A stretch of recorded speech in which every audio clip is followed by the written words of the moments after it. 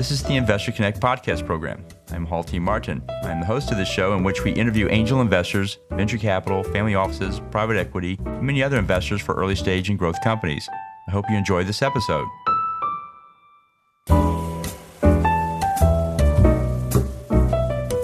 Well, hello, this is Hawthorne Martin with Investor Connect. Joining us today is Doug Smith, CEO and lead investor at the leadership team at Hawthorne Funds, a Houston-based private equity firm that couples Doug Smith's funds with those of other investors to purchase, subdivide, and sell large rural tracts of land in Texas. So Doug, thank you for joining us. Great to be here, Hall. So tell us a little bit about your background. What did you do before you started this work? Well, I moved to Houston, Texas to be a software developer for ExxonMobil. Quit that after a year or two. Bought and sold about 100 houses over the next few years. Then I started an internet company that provides listings of properties. Ran that for about 10 years and then switched over to rural land development, where I am now. Oh, great. And so what excites you right now? Well, luckily, what excites me is the business that I'm currently in. And my business partner and I really lucked out being in the land business going into this pandemic. There was already a strong demand for our product, which is small ranchettes. We call them ranchettes, small ranches outside of town.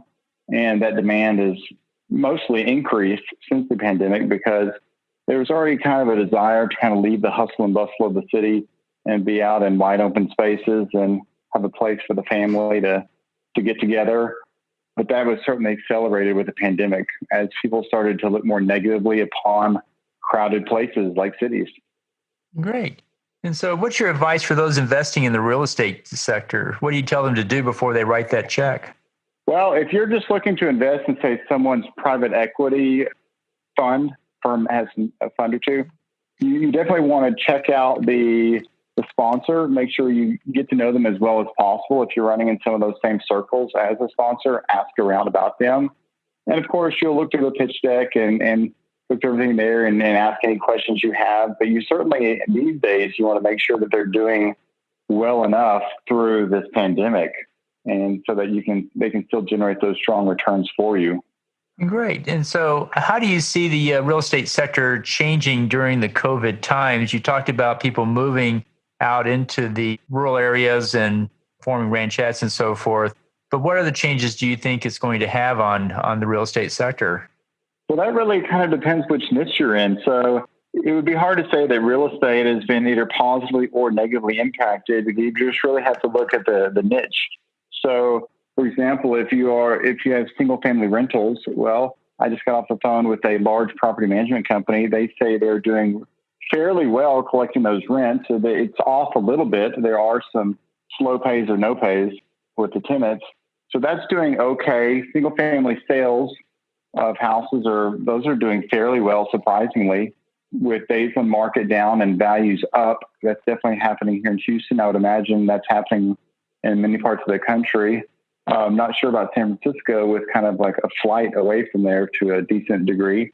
Warehouses, a lot of people are looking to store the equipment that maybe they downsize their business. They're looking to store the equipment or office furniture, things of that sort. So I think that area is doing fairly well. Self-storage, same category. So if you own strip centers with a lot of retail, that's not doing well. So kind of just depends which niche you're in as to kind of how it's looking and during the pandemic and how it will look afterwards. Definitely what we'll almost certainly be seeing for many years to come in the office space area is that's going to be suffering because even businesses that are doing well are still downsizing their office space because they're having some of their employees work from home. But other areas I think would rebound more quickly than that.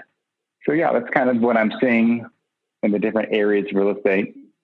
Okay. And so what's the biggest change you think we're going to see in the long term?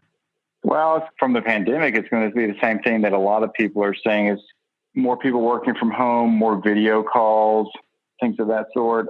Definitely more online shopping. That was already a major trend. It's going to probably continue. So retail, I would imagine, would continue to suffer for quite some time.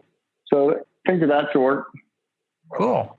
And so what's your investment thesis for what you do, your fund? What do you look for and how do you make decisions as far as funding projects?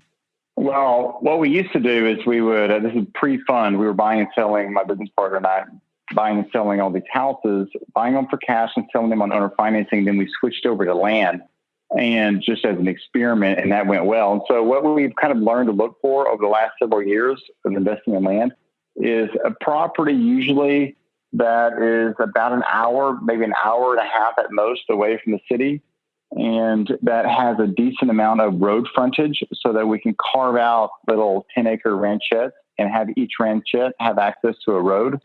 And then we'll be able to go in and we'll put in water wells and bring in power and so forth and prepare that ranchette for sale to an end buyer.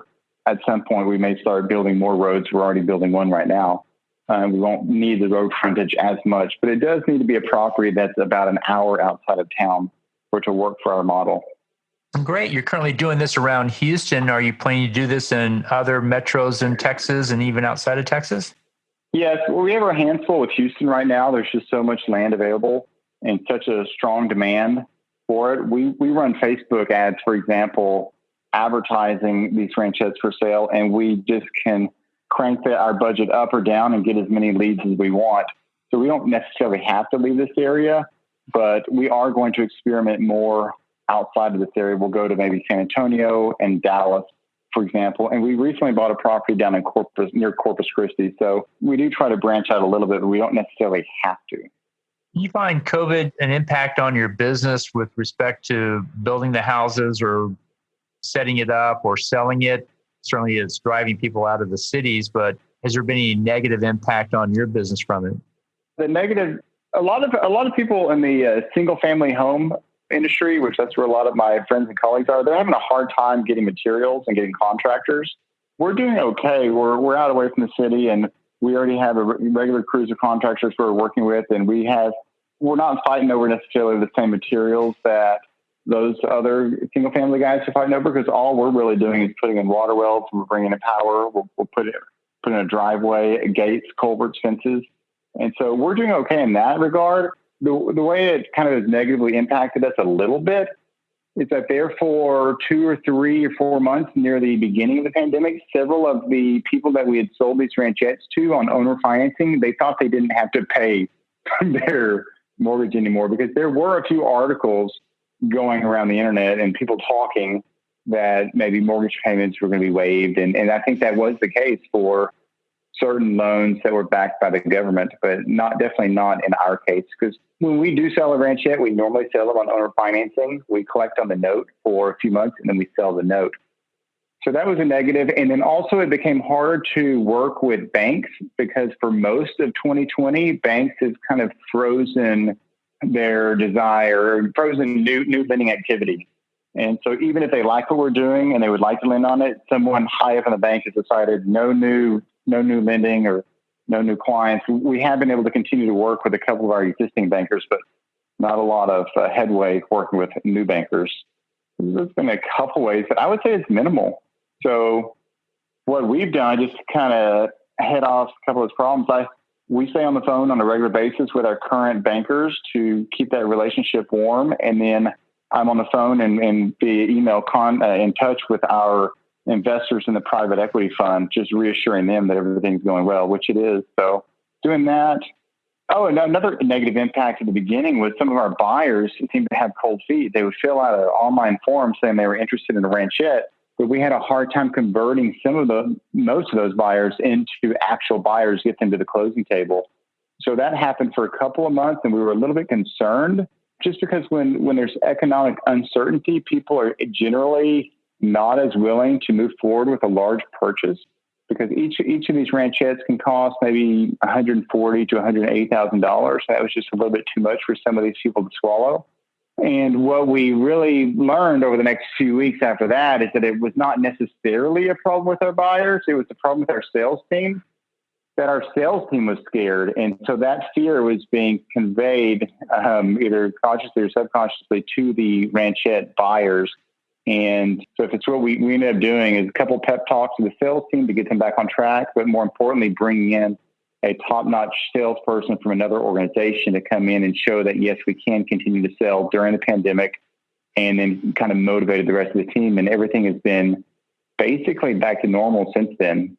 So, aside the different changes that went with the banks and so forth, did you change your investment thesis for the ranchette portion of the business? I know you're not involved in the strip malls and those things, but for the ranchettes, did you have to change the criteria or anything in that direction, or is it just continuing forward as before?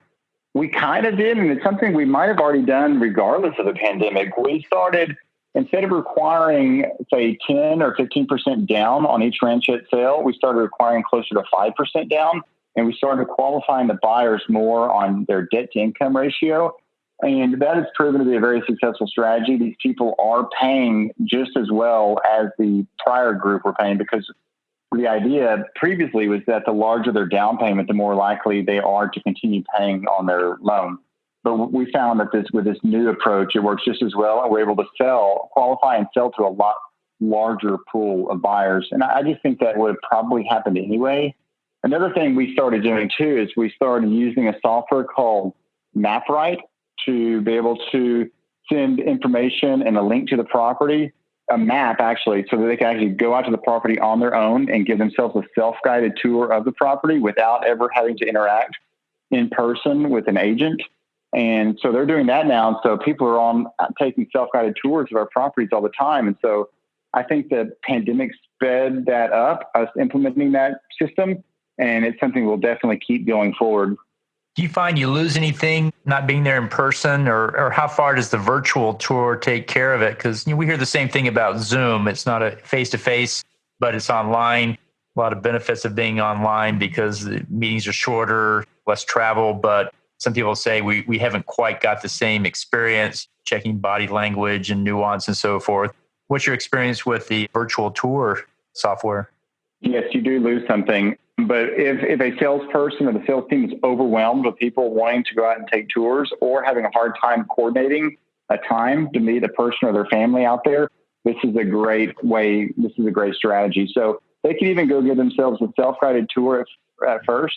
And if they're super interested, then the sales agent will go meet them out there in person with the mask and all the other precautions. Okay, great. Well, in the last few minutes that we have here, what else should we cover that we haven't? Well, I could give some general advice. It seems fairly clear to me at this point that the pandemic has not impacted my business to a large degree, and that's nice. My heart does go out to all those who are seeing a significant impact. I was in their shoes maybe 12 years ago, and during the financial crisis, housing crisis, I almost lost my internet business at the time, barely salvaged it, and it was just such a bleak period. And I would just encourage anyone who's going through a time like that just to hang in there, because it's always darkest before the dawn, and there is a light at the end of the tunnel, and you will get through this. Well, that's good advice and great words to live by. Appreciate that. Thank you so much for taking time to join us today. How best for listeners to get back in touch with you? Well, you can shoot me an email, doug@hawthornefunds.com, and I would be more than happy to include you or copy you on the regular updates that I send to our current fund investors, so that if you did want to possibly invest someday, you would at least know what's been going on and be in a position to do so.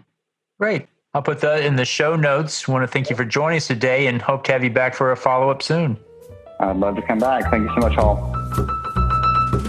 Investor Connect helps investors interested in startup funding. In this podcast series, experienced investors share their experience and advice. You can learn more at investorconnect.org.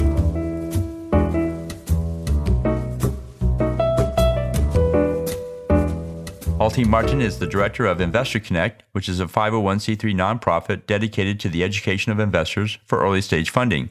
All opinions expressed by Hall and podcast guests are solely their own opinions and do not reflect the opinions of Investor Connect. This podcast is for informational purposes only and should not be relied upon for the basis of investment decisions.